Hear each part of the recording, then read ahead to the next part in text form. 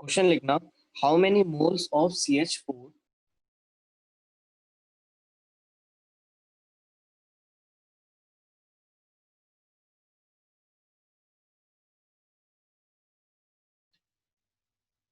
are required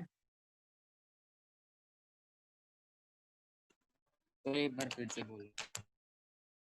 how many moles of CH4 are required to produce, लिख रहा हूं मैं सामने,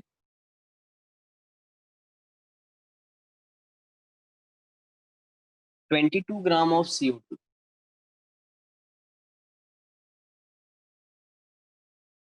after combustion।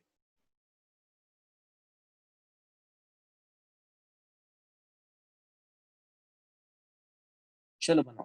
कल सिखाया था आप लोग को इस टाइप के क्वेश्चन कैसे बनाते हैं, तो आप लोग को बनाना आना चाहिए। सबसे पहले कंबक्शन रिएक्शन कराओ। रिएक्शन भी बता देता हूं मैं। CH4 कंबक्शन रिएक्शन हमेशा ऑक्सीजन के प्रेजेंस में होती है, तो CH4 plus O2 gives CO2 plus H2O। Balance कर दो तो ये हो जाएगा 2O2 और ये हो जाएगा 2H2O। चलो रिएक्शन तक मैंने आपकी हेल्प कर दी। अब बनाओ आगे, ये कल मैंने सिखाया था आपको कैसे सॉल्व करते हैं, तो होपफुली समझ में आ गया था आप लोगों को कल। चलो बनाओ फिर फटाफट। क्या पूछा है, how many moles of CH4 are required to produce 22 gram of CO2। चलो गिविंग यू 1 मिनट, फटाफट बनाओ। Tell me the answer.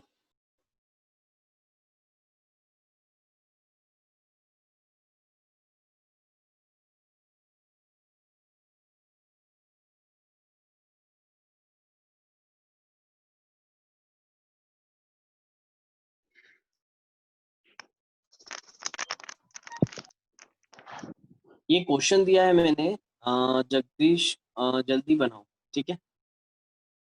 विशाला आई है शायद ना, जल्दी बनाओ दोनों पे। कल जो क्वेश्चन कराया था आप लोग को उसी में से ही एक क्वेश्चन है, बनाओ आंसर बताओ। तो 0.5 मोल। 0.5 मोल, ठीक है बेटा, करेक्ट है, गुड पर्सन। बन गया है। चलो देखो फिर कैसे बनेगा, ये कल आप लोग को समझाया था मैंने बहुत अच्छे से। देखो स्टाइकोमेट्रिक का अपन क्वेश्चन कर रहे थे, राइट। उसमें मैंने आपको मास मास रिलेशन, मास वॉल्यूम रिलेशन, है ना, वॉल्यूम वॉल्यूम रिलेशन, ये सब चीज पढ़ लिया था। उसी से रिलेटेड ये क्वेश्चन था। अब पहले ये इक्वेशन को समझो कि 1 वॉल्यूम ऑफ मीथेन, क्योंकि हमको क्या बोल रहा है कि how many moles of CH4 are required to produce 22 gram of carbon dioxide after combustion. तो 1 मोल ऑफ CH4 कितना मोल CO2 दे रहा है? 1 मोल दे रहा है, राइट। अब देखो, जो CH4 है उसको मोल्स के टर्म में बोला है, और जो CO2 है उसको ग्राम के टर्म में बोला है। तो चलो हम अगर CO2 को ग्राम के टर्म्स में बोले तो 1 मोल CO2 में कितना ग्राम होगा? मॉलिक्यूलर मास निकालना पड़ेगा। तो CO2 का मॉलिक्यूलर मास हो गया 44 ग्राम, ठीक है। तो हम यहाँ पर बोल सकते हैं कि 1 मोल CH4 44 ग्राम कार्बन डाइऑक्साइड बना रहा है।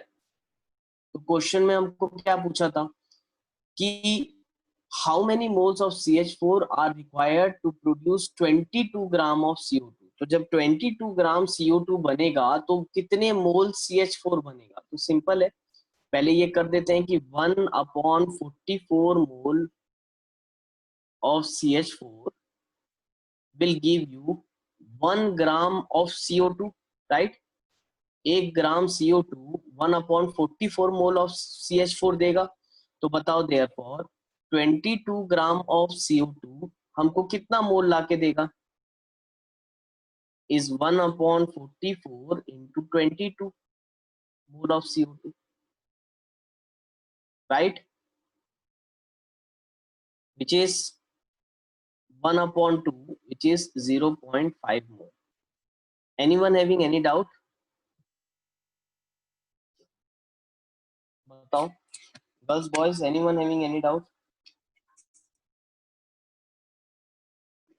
सबको आया No, बेटा समझ में अच्छे से?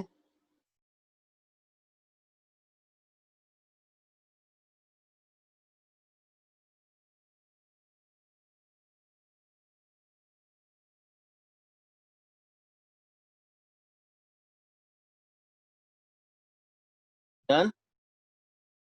Yes sir. एक क्वेश्चन और, एनसीईआरटी है आप लोग के पास, सबके पास? अगर एनसीईआरटी यस सर। तो सामने लेके बैठना कल से, ठीक है? तो एनसीईआरटी से भी कुछ कुछ क्वेश्चंस करवाते रहता हूँ मैं। अब जैसे ये क्वेश्चन एनसीईआरटी का ही है, पेज नंबर 22 में दिया हुआ है, तो पेज नंबर 22 में ही एक और अच्छा क्वेश्चन दिया है, तो मैं वो करवा देता हूँ आप लोग को। तो चलो करेंगे फटाक से। एक minute.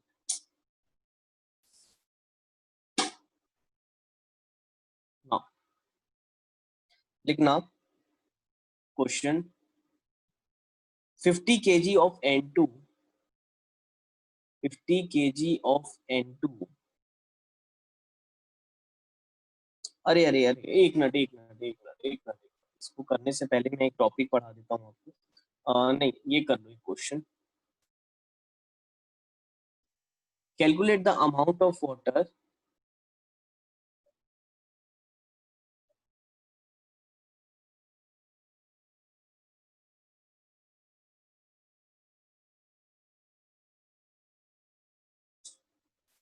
water in gram produced by combustion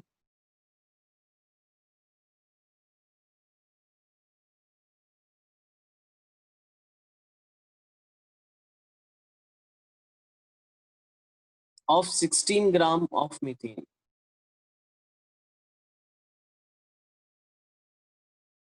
चलो बनाओ। अगेन सिमिलर ही क्वेश्चन है जो इसके पहले किया था, लेकिन अब यहाँ सब चीज तुम बनाओ, रिएक्शन तुम लिखो। जो रिएक्शन लास्ट टाइम लिखी थी वही मेरा ही कंबक्शन है। चलो करो फटाक से, बताओ मुझे इसका आंसर।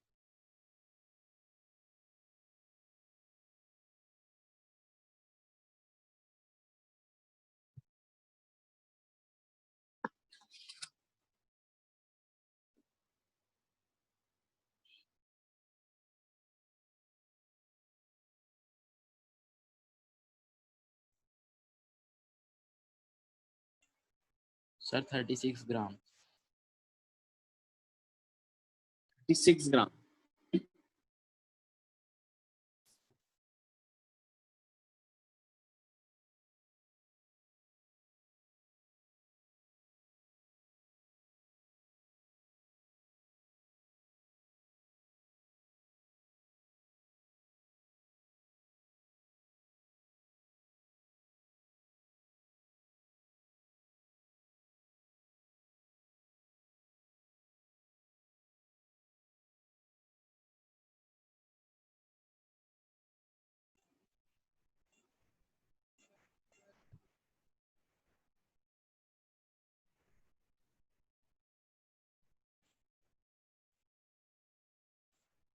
यस सर, 36 ग्राम आ रहा है। 36।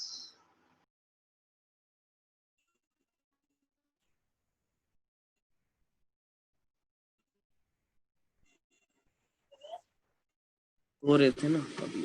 हेलो हेलो बेटा, आवाज आ रही है मेरी? हेलो। Yes sir. हाँ, बन गया सबका? कितना है यस सर, आंसर? 36 ग्राम। 36। 36 ग्राम। तो होपफुली ये सबका आ गया होगा, तो ये क्वेश्चन मैं नहीं बनाऊंगा, आप लोग से बनना चाहिए। ठीक, तो इसका आंसर आएगा 36 ग्राम। ठीक, चलो नेक्स्ट हेडिंग लिखो, लिमिटिंग रिएजेंट। हेडिंग लिखना लिमिटिंग रिएजेंट।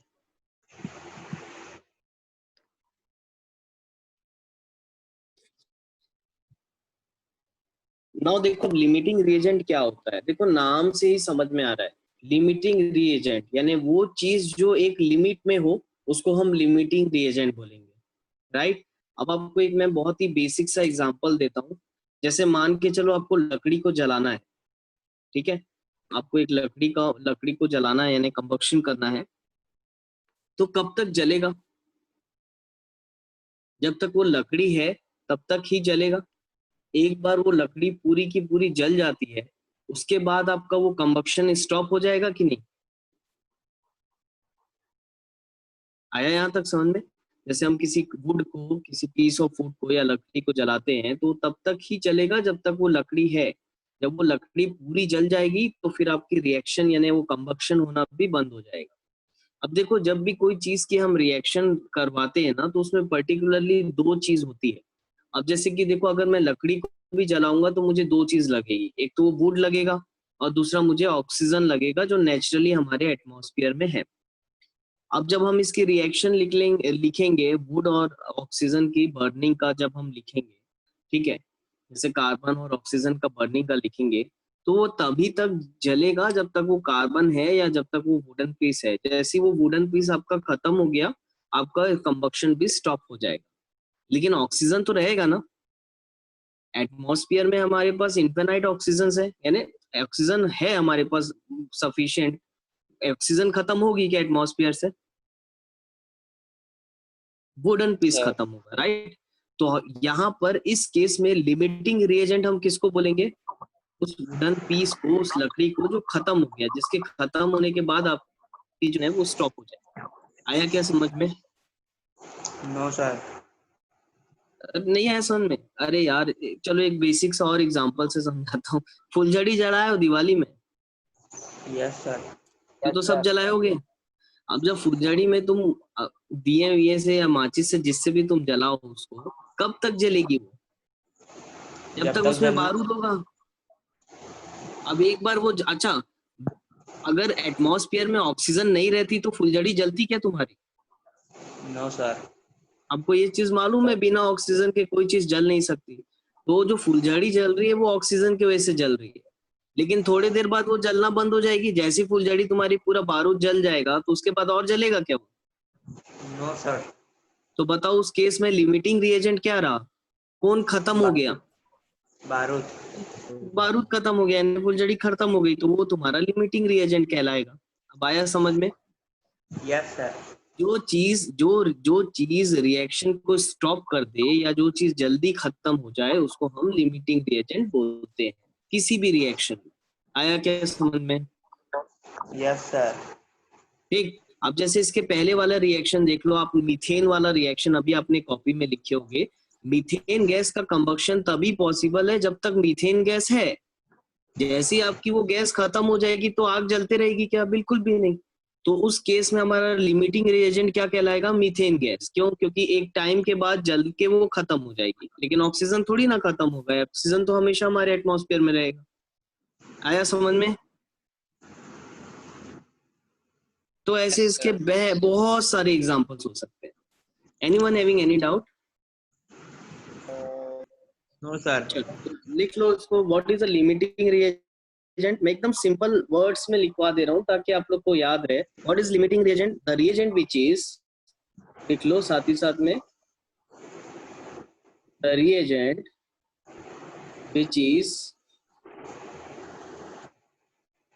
completely consumed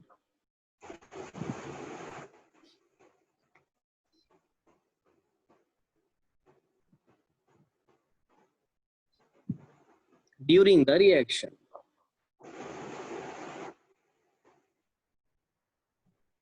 आया समझ में? लिमिटिंग रिएजेंट क्या होगा? वो रिएजेंट जो कंप्लीटली कंज्यूम्ड हो जाए in a chemical reaction, that is known as a limiting reagent. ठीक। इसमें एक और पॉइंट लिख लो कि when limiting reagent finishes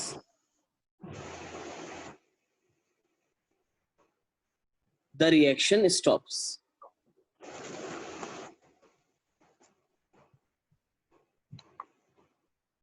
limiting reagent खत्म हो गया तो रिएक्शन भी खत्म हो जाएगी। जैसे कि मैं वो आपको फुलझड़ी वाला एक एग्जांपल दिया, या वुड पीस का एग्जांपल ले लो, किसी का भी एग्जांपल ले लो। वो चीज जब खत्म हो जाएगी तो रिएक्शन भी बंद हो जाएगी, और जो प्रोडक्ट बनेगा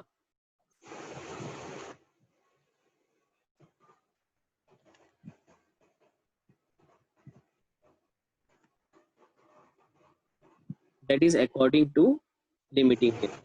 अब ये थर्ड पॉइंट भी समझा देता हूँ मैं आपको। जैसे आपने फुलझड़ी जलाई या बारूद को जलाया, तो आप देखोगे जब भी हम बारूद जलाते हैं तो एक स्मोक निकलता है स्मोक। Yes sir. जब भी आप कुछ चीज बारूद वगैरह जलाते होगे एक स्मोक निकलता है। अच्छा, वो स्मोक कब तक निकलेगा? जब तक वो जलेगा। एक बार वो जलना बंद हो गया तो क्या स्मोक निकलता रहेगा क्या? बिल्कुल भी नहीं। तो इससे हमको क्या पता चला कि जो लिमिटिंग रिएजेंट जितने क्वांटिटी में लोगे उतने ही क्वांटिटी में आपका प्रोडक्ट भी बनेगा। यानी कि एक बार रिएक्शन स्टॉप हो गई तो आपका प्रोडक्ट का बनना भी स्टॉप हो जाएगा। तो आपका जो प्रोडक्ट है वो पूरा का पूरा किस पे डिपेंड करता है? लिमिटिंग रिएजेंट पे डिपेंड करता है। यानी एक लकड़ी को आप जला रहे हो, तो जब लकड़ी जलाते हैं तो भी काले कलर का धुआं निकलता है, जैसे कार्बन डाइऑक्साइड। तो जब आप वुड को जलाते हो तो वो धुआं कब तक निकलेगा? जब तक वो वुड जलेगा। एक बार वो वुड जलना बंद हो गया तो कार्बन डाइऑक्साइड गैस निकालना भी बंद हो जाएगा। इसका मतलब हमको ये पता चला जो प्रोडक्ट फॉर्म होता है वो किस पे डिपेंड करता है? हमारा लिमिटिंग रिएजेंट पे डिपेंड करता है। आया क्या समझ में? Any doubt? Yes, sir. No, sir. ठीक है, तो ये हो गया लिमिटिंग रिएजेंट। नेक्स्ट लिख लो एक्सेस रिएजेंट। अब एक्सेस रिएजेंट किसको बोलेंगे बताओ? जो ज्यादा क्वांटिटी में अवेलेबल हो। जो खत्म ना हो। अब सीधी बात है, तुम बारूद को जलाए तो बारूद खत्म हो गया, लेकिन ऑक्सीजन खत्म हुआ क्या? एटमॉस्फेयर से ऑक्सीजन खत्म हुआ? No, sir. नहीं। तो उस केस में हमारा ऑक्सीजन क्या हो जाएगा? Access reagent. आया समझ में? तुमने एक लकड़ी को जलाया, अब वो लकड़ी जलना बंद हो गई, लेकिन ऑक्सीजन तो है एटमॉस्फेयर में, तो वो ऑक्सीजन हमारा एक्सेस रिएजेंट कहलाएगा। आया क्या समझ में? Yes, तो sir. बड़ा सिंपल है। What is access reagent? Which is left behind after the reaction. ये वैसे बुक में नहीं दिया है तुम्हारे, लेकिन तो ठीक है। विच इज लेफ्ट बिहाइंड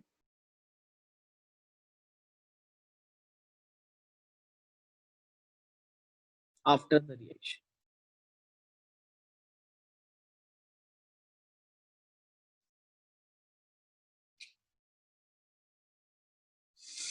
ना इस लिमिटिंग रिएजेंट के ना क्वेश्चन आते हैं, और उन क्वेश्चन को आपको कैसे बनाना है तो ये आपको समझना पड़ेगा। तो चलो लिखोगे steps to identify limiting reagent.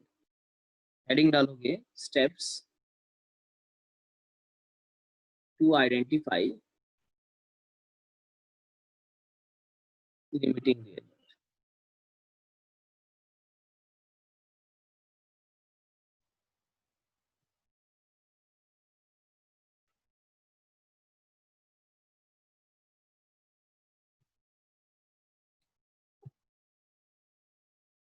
लिख लिया?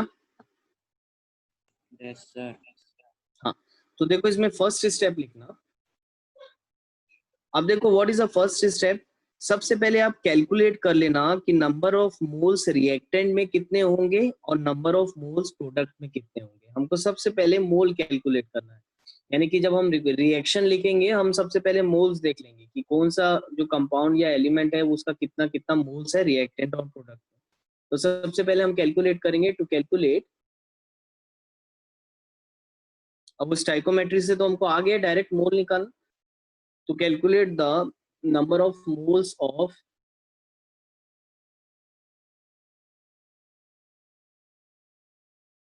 reactants and product।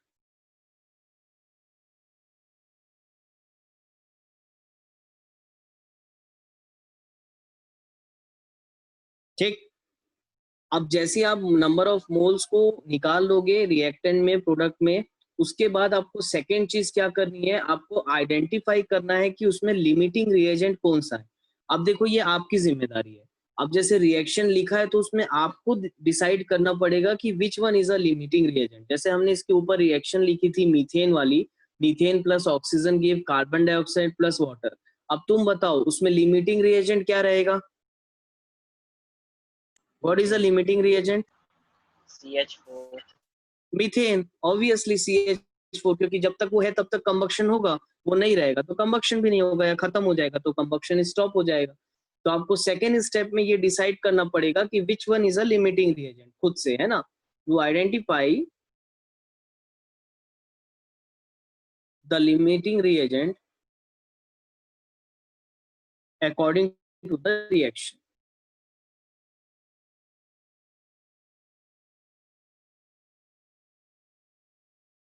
ठीक है, उसके बाद थर्ड क्या करोगे, अब जैसे ही आपने लिमिटिंग रिएजेंट उसको फाइंड कर दिया अकॉर्डिंग टू द रिएक्शन, उसके बाद आप कैलकुलेट करोगे the amount of product formed according to the limiting reagent, कितना प्रोडक्ट बनेगा according to that particular limiting reagent. To calculate the amount of product formed, ये क्वेश्चन से और अच्छे से आप लोग को क्लियर हो जाएगा। प्रोडक्ट फॉर्म्ड, इसका एक क्वेश्चन एनसीईआरटी में भी दिया है अकॉर्डिंग टू लिमिटिंग रिएजेंट। देख लो फटाफट स्टेप्स, फिर मैं इसको रब करके क्वेश्चन देता हूँ आप लोग को।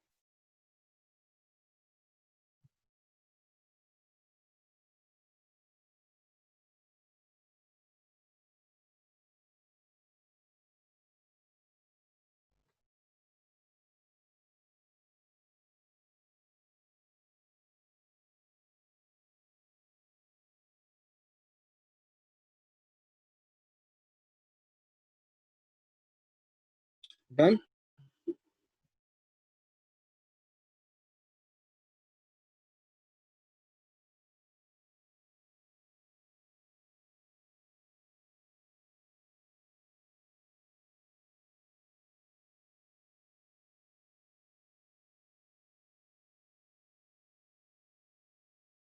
हो गया बेटा?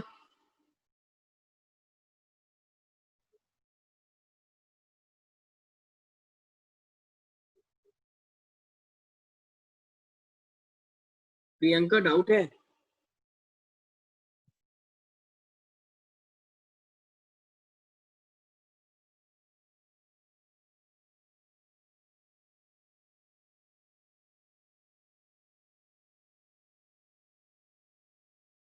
अरे तुम लोग सबके सब क्यों माइक ऑफ रखते हो भाई? सर हो गया। हो गया ना, चलो आगे बढ़ते हैं। नाउ इसी से रिलेटेड क्वेश्चन देखो, एक देखो क्वेश्चन फटाफट।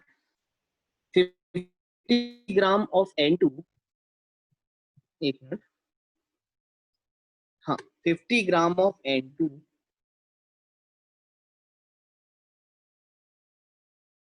and 10 gram of H2 react together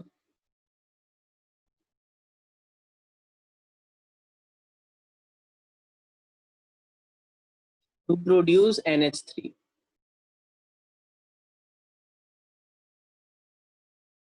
Ammonia.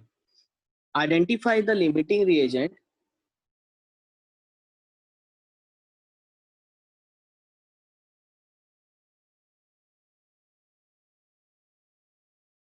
and calculate the amount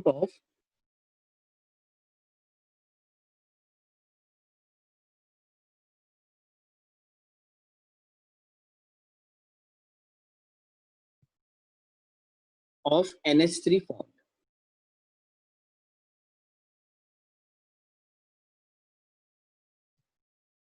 Now,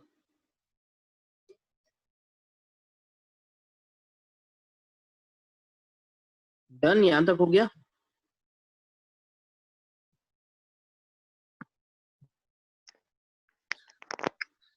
अब देखो पहले समझो इसको आराम से, उसके बाद आप लोग नोट डाउन कर देना। नोट डाउन के लिए मैं आपको टाइम, सब लोग अच्छे से समझो। सबसे पहले बताओ इसकी रिएक्शन क्या होगी।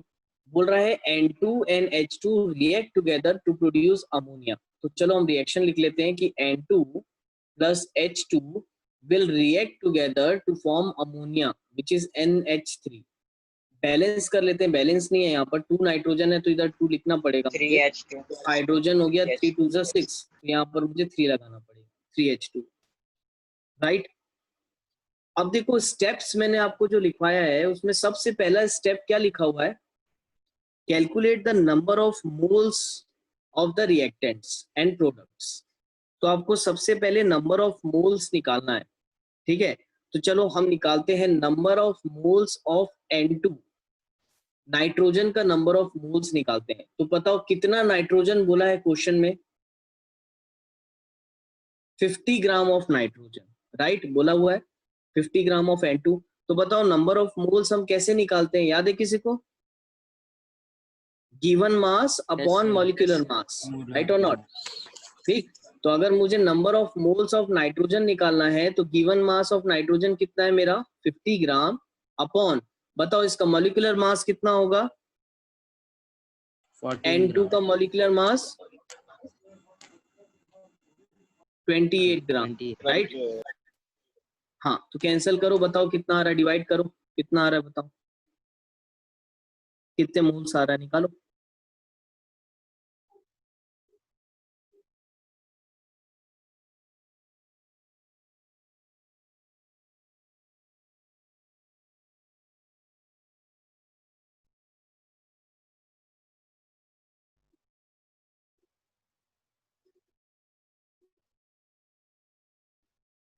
आया?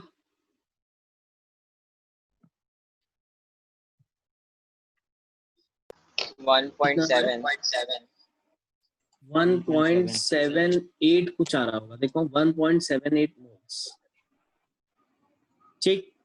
अब वैसे ही बताओ अगर हम number of moles of H2 निकालेंगे, हाइड्रोजन रिएक्टेंट में दोनों का निकालना पड़ेगा, number of moles of H2, तो H2 हमको कितना दिया है, 10 ग्राम, राइट। बताओ कितना आएगा, 5 एक मिनट, 5 मोल्स, ठीक है। तो 10 upon 2 which is 5 moles. Now कोई doubt? Anyone having any doubt? अब देखो ये हो गया हमारा फर्स्ट स्टेप। सेकेंड स्टेप में हमको लिमिटिंग रिएजेंट डिटरमाइन करना है। अब देखो इस केस में लिमिटिंग रिएजेंट हम कैसे डिसाइड करेंगे, सब ध्यान दो। क्वेश्चन के अकॉर्डिंग, अगर हम क्वेश्चन को ध्यान से देखें तो क्वेश्चन के अकॉर्डिंग 1 मोल ऑफ नाइट्रोजन कितने मोल ऑफ हाइड्रोजन से रिएक्ट कर रहा है, 3 मोल। स्टाइकोमेट्री में हमने पढ़ लिया है 1 mole of nitrogen 3 mole of hydrogen से करके कितना मोल अमोनिया बना रहा है, 2 मोल अमोनिया बना रहा है, राइट। तो हम लिख सकते हैं सेकेंड स्टेप में कि according to question 1 mole of N2 react with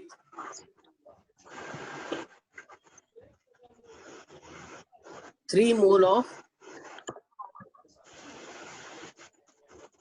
hydrogen, right.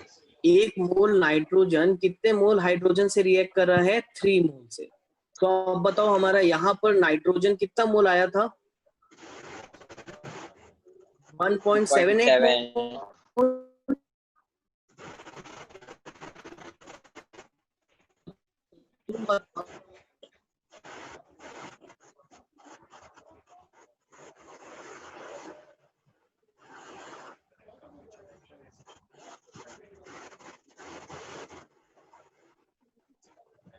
एक मोल नाइट्रोजन अगर 3 मोल हाइड्रोजन के साथ रिएक्ट करना है तो 1.78 मोल ऑफ नाइट्रोजन किसके साथ, कितने हाइड्रोजन के मोल के साथ रिएक्ट करेगा, 3।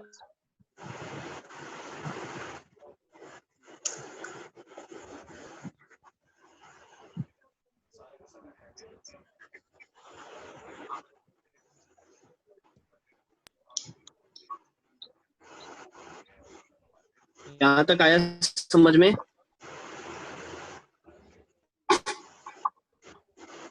अरे जवाब दो, यहाँ तक आया समझ में? yes कोई डाउट यहाँ तक? देखो बेटा 1 मोल नाइट्रोजन 3 मोल हाइड्रोजन के साथ रिएक्ट कर रहा है इन द रिएक्शन। तो अगर हम 1.78 मोल लें जो हमने यहाँ निकाला है, अगर हम 1.78 मोल ऑफ नाइट्रोजन लें तो वो कितने मोल ऑफ हाइड्रोजन के साथ रिएक्ट करना चाहिए, 5.3 मोल हाइड्रोजन के साथ रिएक्ट करना चाहिए, राइट। कोई डाउट यहाँ तक किसी को? अब मुझे ये बताओ 1.78 जब हम नाइट्रोजन ले रहे हैं तो हाइड्रोजन आ रहा है 5.34 और क्वेश्चन में 10 ग्राम हाइड्रोजन के हिसाब से कितना मोल आया था? 5. 5 मोल आया था। तो क्या बताओ हाइड्रोजन कम पड़ रहा है? No, sir. पड़ रहा है ना भाई। 1 मोल नाइट्रोजन 3 मोल हाइड्रोजन लग रहा है, तो 1.78 मोल ऑफ नाइट्रोजन को कितना हाइड्रोजन लग रहा है? 5.34 mole of H2। 1.78 mole of nitrogen को कितना हाइड्रोजन गैस लगेगा रिएक्शन के लिए? 5.34, जबकि हमारे पास कितना है? 5 मोल। कम पड़ रहा है। तो बताओ इस क्वेश्चन में लिमिटिंग रिएजेंट क्या हो जाएगा? Hydrogen. It is your hydrogen gas. आया क्या समझ में? अब नहीं अरे आया. नहीं आया समझ में? क्या मोहित नहीं आया समझ में? स्टार्टिंग से समझाओ। फिर से समझाऊं? सब वॉइस क्लियर नहीं है आपकी। क्या बोले? एक बार और बोलो।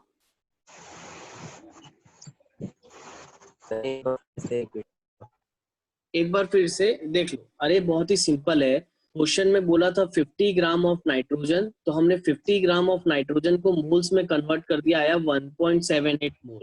क्लियर है ये? अगेन क्वेश्चन में 10 ग्राम हाइड्रोजन दिया था, तो 10 ग्राम हाइड्रोजन को हमने मोल्स में कन्वर्ट कर दिया, तो आया 5 मोल हाइड्रोजन। ठीक।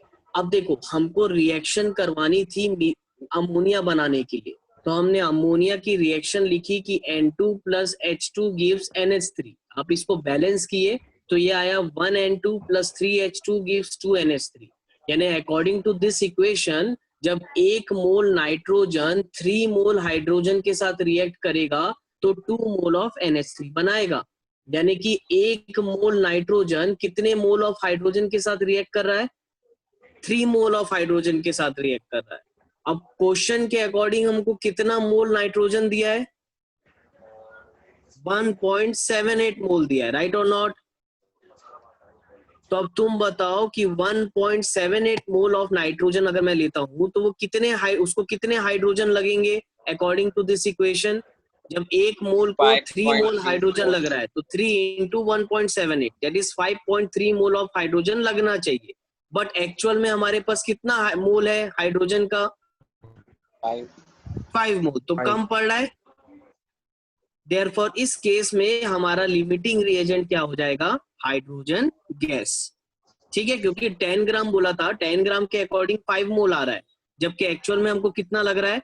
5.34 लगना चाहिए। तो हाइड्रोजन हमको कम पड़ रहा है, तो हमारा लिमिटिंग रिएजेंट हो गया हाइड्रोजन गैस। कोई डाउट? अब आया क्या समझ में मुदीर? Sir.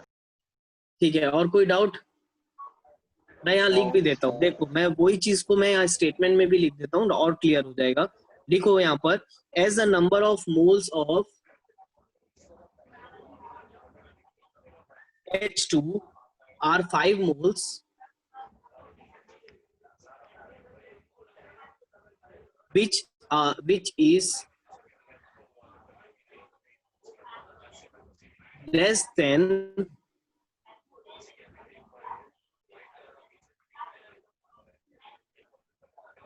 required 5.34 mole. Therefore, H2 is a limiting reagent. कोई डाउट? बोलो अब। गर्ल्स या बॉयज साइड में anyone having any doubt regarding this? बेटा No, sir. श्योर? अच्छे से आ गया समझ में?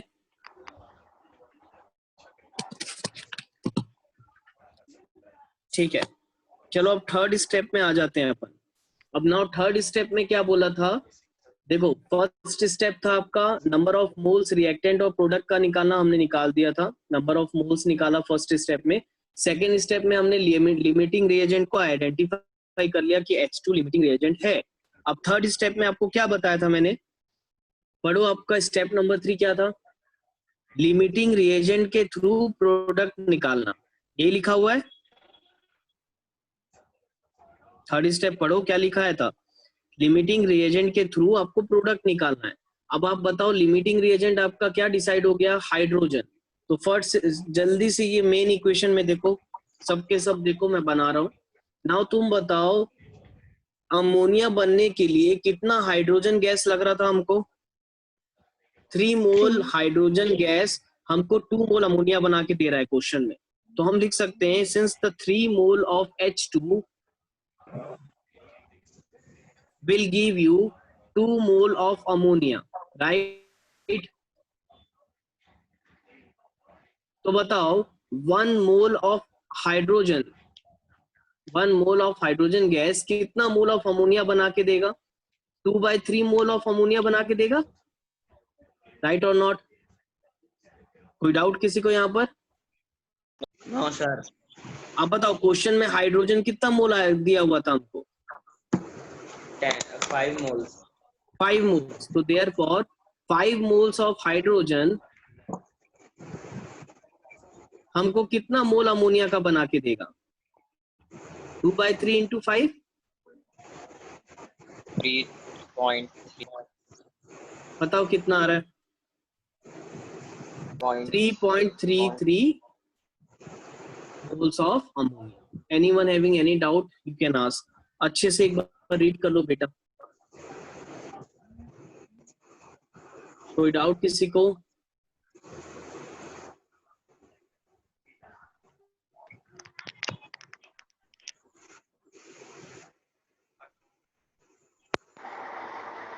अपन ना आज के लिए इतना ही करते हैं। एक्चुअल में आज वालिया मैम को ना मेरे को समझाना है, वो बायो की उनकी 10th की पहली क्लास है, तो मुझे उनको जूम ऐप का ना थोड़ा सा गाइड करना था उनको कैसे। 3 बजे से क्लास है, तो आज ना एक्स्ट्रा नहीं बुलवा रहा हूँ बेटा, आज के लिए अपन इतना ही करते हैं, ठीक है? यहीं से कल कंटिन्यू करेंगे। हाँ हाँ मैम 11th का कब लेगी? बेटा 11th का ना मेरी बात हुई थी, मैम बोली 11th पढ़ाना ऑनलाइन बहुत मुश्किल हो जाएगा, तो भी मैं बिल्कुल बात करके तुमको बता दूंगा।